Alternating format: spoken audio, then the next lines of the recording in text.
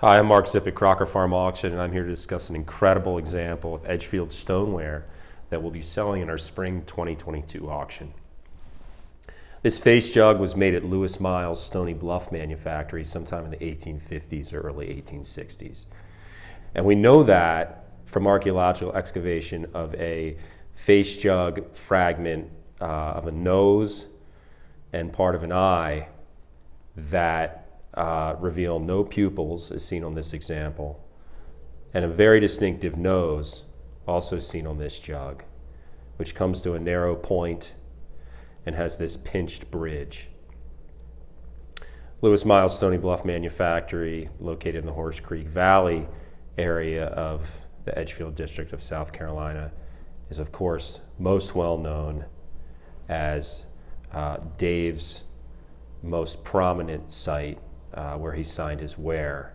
We see a number of pieces bearing that inscription LM for Lewis Miles, along with the signature Dave and a date. This piece really stands out for its exceptional modeling, and you can see the eyes here have this unusual placement, very high on the shoulder of the jug. So they have this interesting upward gaze.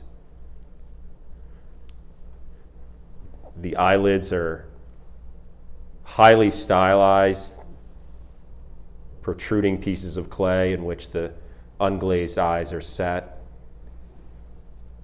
Wonderful folky quality to it. We have the eyebrows here conjoined at the center in an arch, similar to other Edgefield face vessels.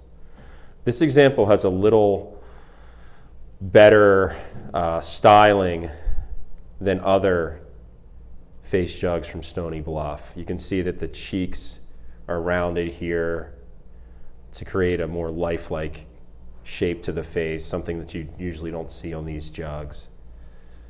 The potter has formed the mouth and flattened this out in here in his sculpting of the work. And perhaps what most stands out about this piece is the inclusion of a tongue, exceptionally rare. There are very few Edgefield face vessels known with a protruding tongue. And so you see it here applied between two pieces of clay which may represent teeth.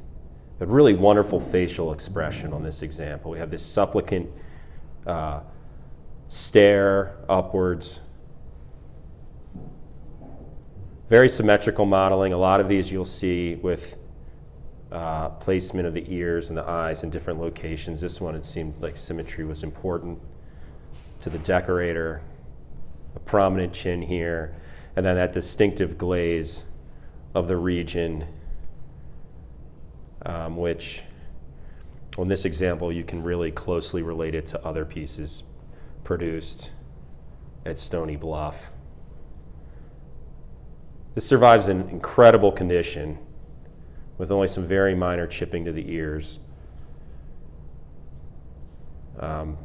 Pieces like this have been gathered by museums since the early 20th century, and so to have an example that has been unknown to the greater collecting community and the community of scholars documenting Southern pottery is quite unusual.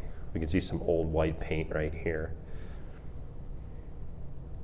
This is a highly important, recently surfaced example, and we're very excited to offer it in our spring 2022 auction.